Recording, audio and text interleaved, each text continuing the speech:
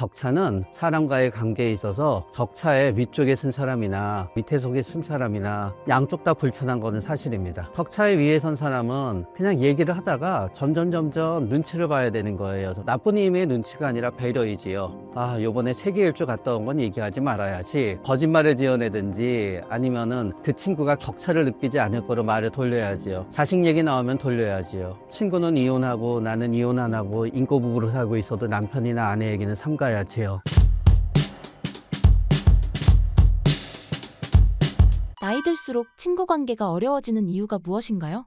네, 50대의 어려움을 겪는 분들은 일단은 친구를 가지고 싶은데 뜻대로 잘 안 되는 분도 있고요. 사실은 나이 들수록 분명하게 친구 관계가 별로 좋지 않고 싫어지는 분도 있습니다. 그러나 평생 동안 본인이 이거 있어야 돼 라고 살다가 싫다라는 걸 처음 깨닫잖아요. 그게 좀 어색하거든요. 그러나 이제 싫다가 됐든 원하는데 원치 않는 게 됐든 다른 세대와 다른 이유는 몇 가지가 있을 수 있는데요. 첫 번째는 다 해당되는 건 아니지만, 예를 들어서 직장 다닐 때는 당연히 직장을 통해서 같은 동료이지만 이제 친구가 있게 되는 거고요. 그런 다음에 직장 일하게 되면서 서로 협력업체로 만나더라도 서로 친구 같은 관계들이 있게 됩니다. 그러나 이제 완전히 퇴직을 하고 그런 다음에 본인이 직장을 얻으려고 하는데 잘 안 되실 수도 있고, 혹은 직장을 얻었지만 그 전과는 연결성이 없어지게 되면은 이분들이 같이 어울릴 때는 친구구나 생각했는데 막상 직장 생활을 안 하게 되고 그러면은 서로 단절이 되거든요. 그럼 그때 알게 되는 거지요. 친분과 직장 관계 중에서 직장 관계가 더 우선이었구나. 그러면서 이제 거기에서 과거 직장에 준하는 어떤 단체라든가 조직이라든가 회사가 뒤에 백업을 안 해주게 되면은 사람을 만날 수 있는 루트가 완전히 줄어들게 됩니다. 그 다음은 또 이런 부분도 있습니다. 우리가 나이가 들면 들수록 점점 과거에서 비롯된 가치는 희석되게 돼요. 그럼 우리 친구들을 보게 되면은 어떤 과거에서 비롯된 가치가 중학교 동창, 고등학교 동창, 대학교 동창, 이제 동창이라는 거에서 비롯되지요. 그러니까 그게 10년, 20년, 30년 될수록 관계는 희석되게 됩니다. 그런 다음에 이제 다들 3명, 4명 이제 모여서 만나게 되지요. 1년에 몇 번씩. 그러다 보면은 사실은 4명쯤 있으면요, 다 친하다고 믿지만 그 중에는 내가 싫어하는 사람도 있고 저 사람이 나를 싫어하는 사람도 있습니다. 그런데 오래 시간이 지나다가 보면은 또 모두가 좋아하는 사람도 있어요. 그러다가 보면은 이제 넷이서 만나다가 그 중에 한 명이 어떤 이유로 못 나오게 되거나 이사를 가거나 이민을 가거나 하게 되잖아요. 나머지도 우르르 이제 무너지게 됩니다. 대부분. 왜냐하면은 모두가 좋아하는 한 사람이 있기 때문에 거기에서 분위기도 좋고 나름대로 이어졌는데, 그 사람이 없이 만나면은 되게 어색한 관계들이 있고, 어색한 관계를 넘어서서 평소 마음에 안 들었던 것들이 이제 고개를 갖다 쳐들게 되지요. 그러면 굳이 만나야 될까? 생각하게 되는 거지요. 요거는 굳이 50대여서가 아니라 결국 세월이 지날수록 변수가 생기기 때문인데, 50대는 이제 제대로 변수가 생기게 되는 거고, 그런 다음에 또 나이도 들었으니까 다들 각자가 생각하는 거예요. 옛날에는 친구니까 참자였는데 왜 날 무시하지? 이렇게 되는 겁니다. 그런 다음에 50대는 요거는 이제 대한민국의 특별한 50대일 수도 있어요. 보통 지난 한 10년간 이렇게 뒤돌아보게 되면은 50대에서 어떤 사회적 격차가 확 나버리게 됩니다. 내가 첫 번째 산 집을 갖다 우연히 A라는 장소에 마련한 사람은 뭔가 확 올라가게 되고, 옛날에는 비슷했는데 나는 B라는 장소에 집이 있게 되면은 A를 보게 되면은 격차가 확 나타나게 되지요. 그런 다음에 또 부모의 격차는 진짜 죄송하지만 자식으로 나눌 수도 있습니다. 다 똑같다고 생각했는데 A는 의대에 가고 자녀들이, B는 그냥 자리를 영 못 잡고 있으면은 점점 격차가 있게 되지요. 그런데 이 격차는 사람과의 관계에 있어서 격차의 위쪽에 쓴 사람이나 격차의 밑에 속에 쓴 사람이나 똑같이는 아니지만 양쪽 다 불편한 거는 사실입니다. 격차의 위에 선 사람은 그냥 얘기를 하다가 점점 눈치를 봐야 되는 거예요. 나쁜 의미의 눈치가 아니라 배려이지요. 요번에 세계 일주 갔다 온 건 얘기하지 말아야지. 그러면 너 1년 동안 뭐 했니? 하면은 뭔가 거짓말을 지어내든지 아니면은 그 친구가 격차를 느끼지 않을 거로 말을 돌려야지요. 자식 얘기 나오면 돌려야지요. 친구는 이혼하고 나는 이혼 안 하고 인꼬부부로 살고 있어도 남편이나 아내 얘기는 삼가야지요. 다 그런데 이혼이 됐든 자녀의 진로가 됐든 갑자기 집을 어디 사서 자산 가치가 올라가든 다 일어나게 되는 거예요. 그런 다음에 내가 친구한테 부러움을 느끼게 되는 분들도 마찬가지입니다. 저 친구가 조금만 실수로 얘기를 꺼내게 되면은 이런 얘기를 왜 나한테 하는 거지? 하게 되다가 보니 이 격차가 이제 또 벌어지게 되지요. 그러면서 어떤 분은 굉장히 사교적인 분들은 친구를 사귀고 싶은데 사귈 곳이 없기 때문에 가까운 곳에서 사람을 만나거나 취미가 같은 분을 뭐 온라인에서 만나거나 하는데 그러다가 만족스럽지 않으면은 옛날 친구들은 참 좋았는데 생각하게 되는 거고요. 원래 친구 관계를 별로 좋아하지 않았는데 그래도 조금 끌려다니던 분들은 싹 다 정리가 되고 나니까 50대부터 세상이 이렇게 편할 수가. 처음에는 친구가 줄어드니까 왠지 불안했는데 야, 세상에 나한테 이런 편안한 삶이 있었구나 하면서 나는 친구 관계가 힘든 게 아니라 친구 관계를 싫어하는 거였어 라고 뒤늦게 깨닫게 되지요. 고등학교 때부터 이렇게 독고다이로 살 걸 하면서. 우울증이 친구 관계에 미치는 영향과 특징은 무엇인가요? 네, 우울증이 친구 관계에 미치는 영향은 압도적인데요. 왜냐하면은 나한테 친한 친구 넷 모임이 있었어요. 우리는 모이기만 하면은 깔깔대고 술 먹고 그런 다음에 넷은 좀 고민이 있더라도 술 먹고 잊어먹어 이래 그렇게 되는 거예요. 그런데 우울증에 걸리게 되면은 그냥 인생 살아온 중에 힘든 거는 다 생각나고 고민거리밖에 생각이 안 나요. 그러면 난 좀 얘기하고 누가 들어줬으면 하면 나머지 친구들은 술 먹어 잊어먹어 그렇게 되면은 나에겐 진정한 친구가 없어 공감해주는 친구가 없어 그렇게 되지요. 우울증에 걸리게 되면은요, 재미가 없어요. 그런데 친구들은 다 뭐가 재미있다, 뭐가 재미있다 웃고 있으면은 세상에 뭐가 저렇게 재미있나 생각이 들어요. 우울증이 아닐 때는 이렇게 서로 하다가 보면 건드리는 얘기도 있잖아요. 우리의 뇌에서는 누가나 건드리면 확 기분 나빠지는 부위가 있고 그거를 나름대로 정리시켜주는 부위가 있다고 도식적으로 한번 정리해보는 거예요. 전두엽은 열심히 합리적으로 정리시켜주려고 애써요. 일부러 하는 얘기는 아닐 거야. 좋은 쪽으로 생각해봐. 의도적이 아니더라도 이렇게 자동으로 뭔가 제어시켜주려고 그래요. 편도 흥분하기 시작해요. 또 그런 다음에 인슐라자이러스라는 데가 있는데 혐오를 감당해요. 원래 인간이 타인을 혐오할 때 흥분되는 뇌 부위는요, 썩은 음식 입에 뱉을 때 이게 뭐지? 하는 거랑 사실은 비슷해요. 뇌 부위가. 그러다가 보니까 우울증에 걸리게 되잖아요. 감정과 관계된 부위는 점점 올라오고 그런 다음에 전두엽에서 제어는 안 돼요. 그러다 보니 평소에는 친구가 약간 비꼬는 얘기해도 참았는데 이제 우울증 걸리게 되면 한마디 하게 되지요. 뭔 얘기니? 그럼 그 친구도 평소에 나라고 생각하고 웃어 넘기려고 그러지요. 그러면 나도 얘기하게 되지요. 너 또 그렇게 넘어가는 거야? 너 내가 만만해 보이냐? 이러면서 싸우게 되지요, 이제. 그리고 어떤 분은 우울증에 걸리게 되면은요, 사람들이 많은 곳에 가면은 긴장돼요. 친구 넷이 긴장되는 게 아니라 우글우글 시끄러운 음식점에서 친구를 만나게 되잖아요. 그 우글우글하는 소리 자체가 가슴도 두근거리게 하고 몸도 긴장되게 하고 불안하게 만들지요. 그리고 원래 굉장히 내향적인 분들은 사람들 친구 넷이랑만 같이 있어도 긴장이 돼요. 우울증에 걸리게 되면. 그래서 우울증에 걸리게 되면 어색하게 되지요. 그리고 우울증에 걸리게 되잖아요. 약속도 많이 어기게 돼요. 우울증 걸리게 되면 사람마다 컨디션이 좋은 시간과 컨디션이 나쁜 시간이 있게 돼요. 어떤 분은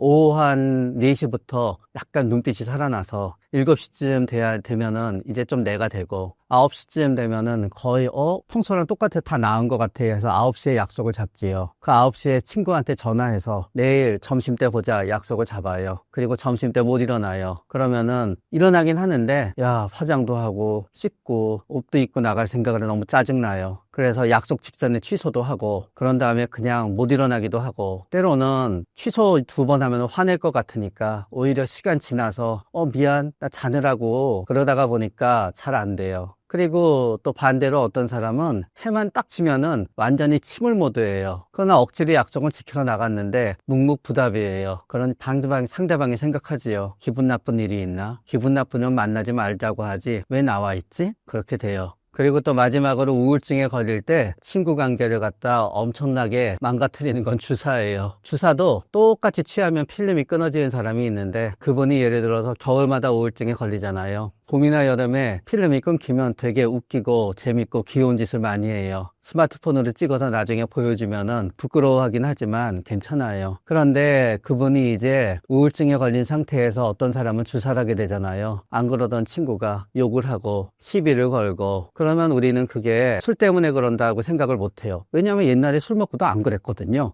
이게 평소에 나한테 억하심정이 있었나? 위험한 인간이네 하고 서로 멀어지게 되지요. 또 어떤 분들은 이런저런 그런 이유로 나에겐 진정한 친구가 없어 하면서 내 말을 잘 들어주는 진정한 친구 한 명을 우울증 기간에 사귀게 되지요. 그러나 우울증이 지나가게 되면은 그 친구랑 있으면 재미가 없는 거예요. 얘는 운동도 안 하고 웃긴 짓도 안 하고 게임도 안 하고 진지하니까 재미가 없어요. 그래서 그 친구가 만나자 그러면 슬금슬금 안 만나고 원래 만나던 친구들을 만나서 신나게 놀지요. 그러면 또 우울증 걸렸을 때 좋은 친구였던 친구는 또 역시 세상에 믿을 사람 없어 하게 되지요. 우리가 나쁜 친구 관계를 쉽게 끊지 못하는 이유가 무엇인가요? 첫 번째는 두려움이에요. 우리는 두려움하게 되면은 드라마에 나오듯이 막 4명이서 애 이렇게 데리고 다니면서 친구야 하면서 나쁜 짓 시키고 그런 거 생각하잖아요. 그런 게 아니라 친구들 사이에서도 되게 왁하고 화 잘 내는 애들이 있어요. 그럼 우리 알게 모르게 그 친구 눈치 봐요. 걔가 싫은 얘기는 안 하게 되고. 그리고 걔가 만나자 그래서 안 만난다 그러면은 또 걔가 얼마나 즐기게 굴까 생각하게 되면은 에이 만나주고 말지. 그래서 첫 번째는 두려움이 있으니까 걔를 만나더라도 별로 재미는 없는데 두려움 때문에 계속 만나게 되는 경우가 있지요. 그러나 사실 두려움 때문에 관계를 끊지 못하는 경우는 같은 친구보다는 연인인 관계에서 더 많아요. 우리가 사람들은 그래요. 왜 저렇게 무섭고 나쁜 사람인데 빨리 달아나고 신고하고 헤어지지 왜 저렇게 못하지 하잖아요. 그러나 무서워지잖아요. 그러면은 보복이 무서워서 끌려가게 돼요. 우리 인간은 전부 다. 각자는 다 안 그럴 것 같지만요. 진짜 그런 무서운 나쁜 인간한테 휘말리게 되면 빠져나오기가 쉽지 않아요. 왜냐하면은 그 인간이 내가 그 인간의 의지를 거부했을 때 당하게 되는 거는 당장이거든요. 그러나 당장의 고통을 감수하고 미래에 안정을 취한다는 거는 굉장히 어려운 일이에요. 두 번째는 동일시예요. 자기 동일시지요. 왜냐하면은 내 친구들은 전부 다 저 판사인 친구도 있겠지요. 이 방송을 보시는 분의 나이에 따라 달라져요. 요새는 판사님 되려면은 변호사를 거쳐야 되기 때문에 어떤 분은 판사인 친구가 있고 어떤 분은 아직 판사인 친구가 없는 분도 있지요. 어쨌든 내 친구들은 법조인, 의사, 대기업에 취직해서 빨리 승진하고 있고 그 친구들이랑 있으면은 나는 그 모임에 나가면은 조금 약간 위축돼요. 나만 별거 아닌 것 같아요. 그럼 안 나가야 되잖아요. 그런데 또 내가 다른 모임에 가잖아요. 그 친구들 자랑해요. 그렇기 때문에 자기 동일시 심리가 있다가 보면은 어울리게 되는 거예요. 그래서 어떤 분은 부자인 친구들을 만나고 오면은 씁쓸하지만 또 부자인 친구들을 갖다 만나요. 어떤 분은 외모가 출중한 친구들을 만나고 오면 씁쓸하고 외모 갖고 그 친구들한테 놀림도 받지만 또 그 친구들을 만나서 있으면은 나도 왠지 뭔가 괜찮아지는 것 같아요. 이렇게 자기 동일시에 해당되는 마음이 있게 되면은 나의 어떤 컴플렉스가 해결되지 않는 한 컴플렉스를 보상해 줄 수 있는 친구를 갖다 안 만날 수가 없게 돼요. 약간 못됐더라도. 그 다음에 이제 해당되게 되는 거는 재미예요. 재미. 예를 들어서 나는 테니스 치는 거 좋아해요. 내 주위에 같이 테니스 칠 사람은 A밖에 없어요. 그럼 어쩌겠어요. 테니스를 좋아하니 사람은 싫어도 A를 만나야지요. 그런데 이게 아니더라도 나는 되게 그 사람이랑 그 친구랑 있으면은 있는 순간은 맨날 짜릿짜릿하고 되게 재밌어요. 말도 재밌게 하고 그리고 나서 얘기 들으면은 재밌는 일도 많고 그런 다음에 그 친구랑 있으면은 안 해보던 것도 하게 되고 번지점프도 하게 돼요. 그러나 그 친구랑 있으면은 맨날 하다가 보면 나만 돈 쓰고 있어요. 그리고 하다가 보면 놀림 받고 있어요. 그러면은 딴 친구랑 놀아야 될 것 같잖아요. 딴 친구랑 놀면 재미가 없어요. 또 그 친구를 찾게 돼요. 마지막은 이제 외로움이지요. 외로움. 우리는 진짜 외로워지게 되면은 예를 들어서 새벽 2시에 너무너무 외로워서 죽을 것 같다. 그러면은 새벽 2시에 전화 쫙 돌리게 되는 분들이 있어요. 전화 딱 돌리게 되면은 꼭 내 전화번호 중에 한 사람 새벽 2시에 만나자 그럼 만나는 사람이 있어요. 만났는데 그렇게 맨날 돈도 띄어먹고 그리고 나서 내 뒷담화도 까고 그러는 친구이지만 새벽 2시에 전화 돌리면 걔만 나와요. 외로워서 죽고 싶을 때. 그러면 그 친구 만나야지요. 그런데 보통 이 4가지가 어느 한 가지만 있는 건 아니에요. 우리는 어떤 친구가 되게 무섭다. 그러면은 무서우면서 그 친구랑 있으면 되게 재밌는 게 불가능할 것 같지요. 사실은 많은 경우에 가능해요. 왜냐하면은 사람을 무섭게 하는 사람들은 충동적이에요. 진짜 재밌고 이 말 저 말 막 하고 재밌게 사는 사람도 충동적이에요. 그러면서 무서우면서 동시에 재미있을 수 있는 거예요. 그리고 충동적인 사람은요, 새벽 2시에라도 만나자 그런 충동적으로 나와요. 그래서 사실은 이게 어느 하나가 아니라 다 합쳐질 수가 있는 거예요. 거기에다가 그 충동적인 친구가 되게 돈도 많아요. 그러면 4가지를 다 갖추게 되지요. 그러면은 그냥 싫어도 만나게 되는 거지요. 진정한 친구의 의미와 가치는 무엇인가요? 진정한 친구를 생각하게 될 때는 대부분 내 주위에 진정한 친구가 없다라고 생각하게 될 때예요. 그래서 우리는 친구가 엄청나게 많아서 매일 10명씩 만나는 모임이 한 10개 있는 분들도 막상 인생의 고난에 닥치게 되면은 자신의 고난에서 벗어나게 되고 도와줄 진정한 친구가 있나 찾아보게 되면은 다 진정한 친구가 없어요. 왜냐하면 내가 갖고 있는 게 돈 문제예요. 큰 빚을 졌어요. 한 1억쯤 있어야지 해결이 돼요.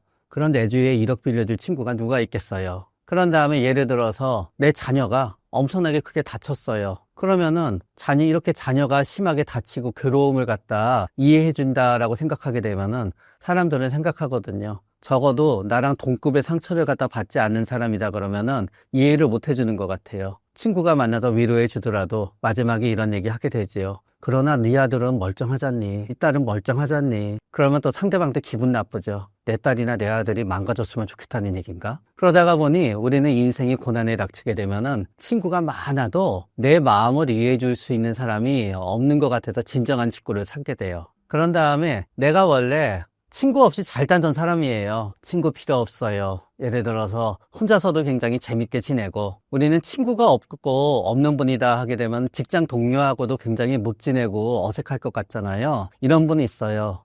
직장 동료하고도 동료로 일하는 동안 싹싹하고 굉장히 잘해요. 그리고 나서 고객한테도 잘해요. 그러나 이분은 딱 그 이상의 관계를 맺는 건 싫어해요. 딱 그거로 끝나야 되는 거예요. 단골이면 단골이지 괜히 밤에 전화하거나 그러면 싫은 거예요. 직장도 동료면 동료고 서로 그런 거지 몇 번 보지도 않았는데 형, 언니. 요새는 젊은 세대에서는 누나란 얘기도 많이 해요. 누나. 그런데 누나 들으면 다 좋을 것 같지요. 별로 마음에 안 드는 사람이 누나 그러면 막 징그러워요. 그건 생각하지요. 언제부터 내가 네 누냐냐. 그런 식으로 해서 인간 딱딱 잘 살아오던 분들이 이제 힘들어지잖아요. 힘들면은 약해지잖아요. 약해지면은 누가 있었으면 생각하게 돼요. 그래서 진정한 친구에 대한 생각도 하게 되고, 그리고 또 안 그러던 분이 결혼 생각도 하게 되지요. 그래서 이렇게 힘들 때 진정한 친구를 못 찾으니까 진정한 남편, 진정한 아내를 찾고 결혼하고 내가 그때 왜 그랬을까 하고 후회하고 이런 경우가 많지요.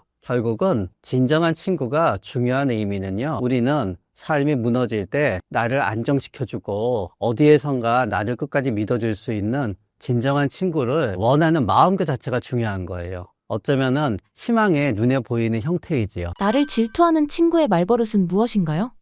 이게 부러움이랑 질투를 구분하기가 얼핏 보면 참 어려워요. 만약에 이게 우리가 상대방의 얘기를 듣는 게 아니라 글로 쓴 대사로 보잖아요. 부러워하는 말이랑 질투하는 말은 똑같아요. 그러나 현실에선 어떻게 알 수 있느냐 하게 되면은요, 나를 질투하는 사람의 마음 속에는 이런 생각들이 있어요.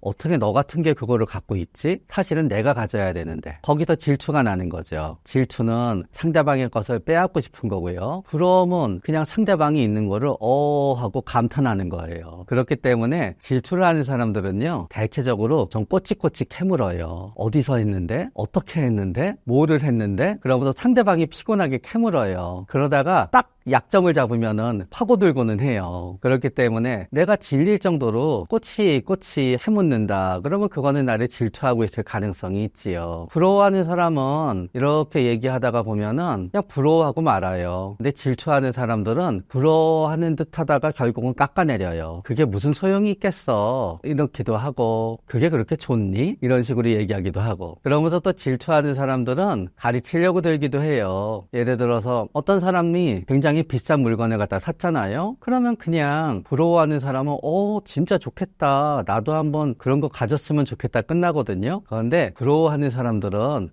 그렇게 너는 이 나이가 돼서도 그렇게 계속 물건만 사고 그러고 싶니? 좀 정신이 성장해야 되는 거 아니야? 라고 하면서 깎아내리려고 들지요. 그런 다음에 똑같은 거에 대해서도 나를 부러워하는 사람들은요, 그냥 별로 그렇게 소문을 안 내요. 내 앞에서 내가 그거 있으니까 부러워하고 잊어먹거든요. 질투하는 사람들은 뭐 다 그런 건 아니지만요, 대체적으로 소문을 갖다 내는 경향이 있지요. 그리고 소문이 하나 덧붙여요. 예를 들어서 어떤 친구가 집을 샀어요. 그러면 그냥 집을 샀는데 친구가 어떻게 그 집을 샀는지는 아무도 몰라요. 쓱 붙이죠. 왜냐하면 자기 능력으로 샀다 그러면 더 부럽잖아요. 그런데 아마 부모님이 잘 사니까 부모님이 사줬을 거야. 혹은 또 그런데 그게 전세인지 자가인지 알 게 뭐야 하는 식으로 뭔가 하나 슬쩍 부정적인 소문이나게 뉘앙스를 덧붙이기도 해요. 질투심 많은 친구는 어떻게 대처해야 하나요? 사실 이게 어려워요. 질투심 많은 친구는 안 만나는 게 좋지요. 그리고 질투심 많다는 거는 굉장히 복수심도 많고 공격적인 사람이 될 수 있다는 걸 의미해요. 그런데 제가 이렇게 살면서 보니까요. 착한 사람은 나쁜 사람을 이기기가 힘들어요. 그렇기 때문에 질투하는 사람을 갖다 이겨먹는다는 건 참 쉽지가 않아요. 만약에 내가 질투하는 사람을 확 이겨먹잖아요. 그러면 그때는 싸우고 안 보게 되니까 방법이 하나이긴 하겠지만 쉽지도 않고 또 착한 사람들은 제가 어디서 내 뒷담화를 하고 있을까 막 고민이 되기도 해요. 그런데 우리는 왜 질투하는 사람을 갖다 뻔히 피곤한데도 만나게 되느냐 하게 되면은 만날 수밖에 없는 이유를 갖다 찾아내서 결국은 그 이유 자체를 없애고 나를 질투하는 주위 사람한테 한번 멀어지는 게 이제 방법이 되겠지요. 예를 들어서 나를 질투하는 사람을 내가 계속 옆에 두는 경우에는 이런 경우도 있어요. 내가 자랑하고 싶거든요. 그런데 아무도 내 자랑을 안 들어줘요. 그러면 서로 질투를 할지언정 얘한테밖에 자랑할 수가 없어요. 또 질투가 되었건 뭐가 되었건지 간에 나를 갖다 이렇게 질투하고 왠지 나의 성공을 제대로 안 받아들여주는 사람이랑 계속 만나는 경우에는요. 진짜 만나는 사람이 적은 경우도 있어요. 만약에 이거를 안 받아주고 얘랑 사이가 틀어지게 되면은 그때는 더 만날 사람이 없어요. 때로는 직장 동료나 아니면은 가족이어서 떨어지고 싶어도 떨어질 수가 없는 경우가 있지요. 그렇기 때문에 나를 질투하는 사람들에 대해서는 일단 내가 그 사람이 나를 질투하고 피곤한데도 불구하고 그 사람을 만날 수밖에 없는 이유를 갖다 찾아내서 그 이유를 해결하고 대부분 안 만나는 게 낫겠고요. 그리고 사실은 또 이런 나이 문제도 있지요. 그 사람이 질투해서 괴로우면은 이제 그 사람한테 질투할 거리를 안 던져주면 되거든요. 그런데 보통 자랑하시는 분들을 보면은 자기가 자랑하지 않는다고 생각하고 자랑하거든요. 그러니까 자랑의 기준을 바꿔야 돼요. 내가 자랑이라고 생각하는 거는 당연히 남한테 자랑이겠지만 나는 그냥 알림이라고 생각하는 거를 남이 질투로 받아들인다 그러면은 나의 기준에선 자랑이 아니지만 남의 기준에선 자랑이 되겠지요. 그래서 남의 기준에서 자랑이 되는 거를 조금씩 덜 말하게 되면은 상대방도 나한테 질투할 게 없지요. 그런데 아마 그렇게 하려고 그러면은 되게 할 말이 없어서 심심해질지도 몰라요. 열등감이란 감정은 무엇인가요? 열등감은 바꿔 말하면은 우월감의 반대예요. 열등감은 항상 우월한 누군가가 나를 갖다 열등하게 본다는 거를 갖다 의미해요. 그런데 사실은 살다가 보면 안 그럴 때도 되게 많아요. 나는 어떤 사람을 보고 열등감을 느끼거든요. 근데 보니까 그 사람은 거기에 대해서 전혀 생각도 안 하고 살고 있어요. 그럼 갑자기 열등감을 느끼다가 확 생각이 바뀌어버리게 돼요. 그렇기 때문에 열등감은 우월감을 갖다 이제 전제로 하지요. 그렇기 때문에 열등감과 비교는 조금 달라요. 비교는 할 수 있어요. 그러나 비교를 하더라도 비교에서 멈추잖아요. 그렇게 내 마음이 아프지 않아요. 비교하면서 내가 그거를 갖지 못했다는 것 때문에 마음이 아파지기 시작하잖아요. 그러면 그거는 열등감이 되지요. 그런데 열등감은 대체적으로 내가 열등감을 느끼면요. 열등감을 느낄 만한 이유가 있을 때가 많아요. 그런데 주위에서는 본인도 그 상황에 처하면 열등감을 느낄 거면서 주위에서는 자꾸 충고를 해요. 야, 열등감 느끼지 마. 그러면서. 그렇기 때문에 열등감은 느낄 수도 있고 느껴도 되고 열등감 자체는 원인이 아니라 결국 상황에 대한 결과인 거지요. 그래도 다만 여러분들께 부탁드리고 싶은 거는 열등감을 느끼는 나에 대해서 너무 찌질하게 생각하고 내가 잘못됐다고 생각하지는 말아요. 다 대부분 느낄만 해서 느끼는 거지요. 그러나 옆에서는 자꾸 나의 열등감을 느낄 권리도 없애고 자꾸 폄훼하려고 하고는 해요. 그렇다면 열등감을 딛고 성장하는 방법은 무엇인가요? 네, 열등감을 딛고 성장하는 방법은 별로 없어요. 저는 열등감을 딛고 성장했다는 얘기들에 대해서 대부분 그거는 사실이 아니라고 생각해요. 그러나 그거를 사실이 아니게 주장하는 사람들도 원래는 본인들도 아마 자기도 모르게 그렇게 생각할 거예요. 결국 누군가 성공하는 이유는 그 사람이 능력이 있게 성공하는 거예요. 그런데 그 사람이 과거에는 못하다가 지금 성공하잖아요. 그러면은 자기가 열등감을 극복하고 성공한 멋진 사람으로 스스로를 포장하게 돼요. 그러면서 그런 사람들은 주위에 대해서도 자꾸 퍼뜨려요. 열등감은 있으면 딛고 성장해야지. 나는 그랬으니까 라고 하면서 남들이 가지는 열등감에 대해서 무시하고 계속 폄하하게 되는 거지요. 그러면서 자신의 우월감을 갖다 유지하고 열등감을 가질 권리마저 없애버린다고 생각해요. 그렇기 때문에 열등감은 그냥 딛고 성공할 수 있는 게 아니고요. 열등감은 그냥 시간이 지나고 지금은 열등하다고 느끼는 문제가 더 이상 나에게 문제가 되지 않으면은 그냥 저절로 없어지는 거예요. 그래서 우리가 외모에 대한 열등감이 있잖아요. 외모에 대한 열등감을 없애는 가장 좋은 방법은 마음 수련이 아니고요. 사실은 성형수술이에요. 내가 내 얼굴을 꼭 찍어서 이게 이런 모습이 되면은 내 얼굴이 이렇게 바뀔 거다라고 완전히 내가 머리에 팍 그린 다음에 성형수술을 하잖아요. 보통 80% 이상에서 자존감도 올라가고 만족도가 올라가요. 열등감을 느끼는 내 마음을 해결해야 되는 게 아니라 그런 거지요. 그러나 이제 성형수술은 해서 안 되는 경우가 두 가지 경우가 있어요. 첫 번째는 우울증이 있게 되잖아요. 내 얼굴이 못생겨 보여요. 그럼 성형수술 하는데 우울증은 6개월에서 1년 가거든요. 성형수술을 해도 계속 못생겨 보여요. 그래서 우울증일 때 성형수술을 하면은 계속 만족을 못하게 돼요. 두 번째는 성형수술을 하는 이유가 인생사 때문에 하게 되면은 만족을 못하는 경우가 많아요. 왜냐하면 나는 맨날 취업 면접에 떨어져요. 그런데 내가 떨어지는 이유는 사실 딴 데 있어요. 그런데 나는 자꾸 내 외모 때문이라고 생각하고 수술하는 거예요. 수술해도 계속 떨어져요. 그러면 수술이 잘못됐다고 생각하지요. 그런 식으로 성형수술로 인한 나의 외모의 변화가 나의 인생을 바꿔줄 거라고 기대해서는 안 돼요. 그게 아니면은 성형수술은 예를 들어 제 생각에는 외모에 대한 열등감을 갖다 줄어들게 하는 가장 좋은 방법이지요. 그리고 좋은 수입차 모는 친구에 대한 열등감을 없애는 방법은 사실 우린 다 알아요. 그 친구는 새 차 샀어요. 나는 중고차 샀어요. 그러나 어차피 나나 걔나 똑같은 차 몰아요. 그러면은 차 사면 열등감 없어져요. 그렇기 때문에 열등감이라는 감정 자체를 해결하려고 하기보다는 하나하나 열등감의 요소를 직접적으로 해결해서 내가 갖지 못한 것 때문에 열등감이 있으면은 중고로라도 사서 갖고, 내가 외모에 대한 열등감이 있으면은 열심히 돈 모아서 수술해서 노력하고, 그게 열등감을 대처하는 데는 훨씬 근본적인 방법이에요. 열등감을 해소해도 계속해서 남들과 비교를 하게 되면 어떻게 해야 될까요?